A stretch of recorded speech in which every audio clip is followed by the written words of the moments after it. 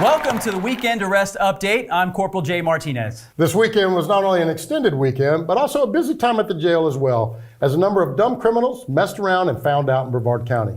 Take 33-year-old Jacob Bassett, for example, who thought he would do a little cruising this weekend, but forgot he had an active out-of-state fugitive warrant for weapons offenses. Special notes in the warrant database indicated that Jacob has violent tendencies and is known to resist law enforcement. Bassett was taken into custody on the no-bond warrant by Deputy Brittany Mason of our Canaveral precinct, and witnesses to the arrest reported that Bassett had enough common sense to not let his violent tendencies show at the time of his arrest, or to have also gotten to visit one of our local emergency rooms here in the state of Brevard on his way to Ivy's Iron Bar Lodge. Deputies arrested this past weekend Megan Ashley Kita for trespassing after she refused to exit a bathroom toilet stall at the Merritt Island Walmart. Management told her to cut her visit short as she had been in the bathroom stall for almost 4 hours after closing. Deputies announced through the door stall that Kita was all washed up and management was tired of her crap, and she asked her to evacuate the store. Kita still refused to come out of the bathroom, so deputies yelled inside, "You're in trouble and in a private business, so you'll have to leave." Eventually, deputies had wasted enough time, so they went into the stall and pulled her out of the store, where she was eventually arrested and additionally charged with resisting an officer without violence. Kita was transported to the Brevard County Jail, where she will have all of the toilet time she wants. You know, I wonder if her legs fell asleep while she was in there. Sometimes when I'm doing it, I'm watching Facebook Reels and stuff, my legs fall asleep. So I'm laughing thinking she's doing a 24-hour fort challenge where you try to stay in Walmart overnight. Oh, well. All right, another arrest this weekend, our Canaveral precinct, where Michael Hoffa, who deputies say sometimes identifies as a cat, a tribal warrior, the Joker from Batman, and of course, as his shirt says, a legend. Hoffa and his friend Melissa Adams were taken into custody after deputies responded to a burglary alarm and found the dynamic duo sitting across the street from the business at a bus stop. Deputies subsequently found a large bag of Xanax lying on the ground directly behind the two, and also several of the pills in the glass pipe on Hoffa's person.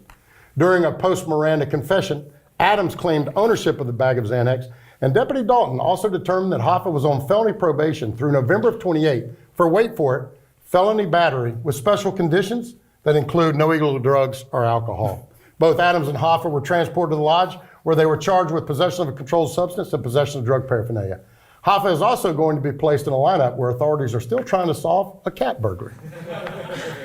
Alvin Siegler was observed by deputies as he was operating a bicycle on Main Street in Mims with no lights on the front or back of the bicycle. As Deputy David Cherez activated his blue lights, Siegler decided to flee on his bicycle in an effort to outrun the deputy and his patrol car. As Siegler sped off, Deputy Cherez stepped out of his vehicle and gave Siegler instructions to stop. Siegler immediately responded, "I ain't stopping," and continued to flee at a high rate of speed, topping out at just about 4 miles an hour. Recognizing that Siegler was fully committed to escaping, just like Elliot with E.T. in his front basket, Deputy Cherez initiated a very short, in fact, almost non-existent foot chase that ended with Siegler being stopped and taken into custody. A search of Siegler revealed that he had no extraterrestrials in his basket, but did have a Reese's Pieces size of crack cocaine tucked in the waistband of his ball cap. And that would be the headband, not the waistband.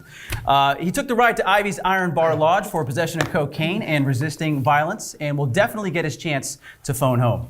All right, deputies arrested Curtis Lee Jones after he was identified as the suspect in a felony battery case that occurred at a local drinking establishment in the city of Canaveral. The incident occurred after Jones, for no apparent reason, punched the victim in the face as he was just randomly walking by. While being taken into custody, Jones spontaneously stated, "I was looking for my homeboy and I punched him in the face because I didn't know what else to do." Jones was arrested on felony battery as he had 2 prior battery convictions, and deputies are said to still be searching for homeboy and asking for the public's assistance in locating anyone matching his description. Speaking of being punched, this past Sunday, deputies arrested Isaiah Allen, who damn near made a fatal mistake of punching an armed, law-abiding citizen in the face. The incident occurred after Allen and his friends had rented jet skis and had mechanical problems with one of them.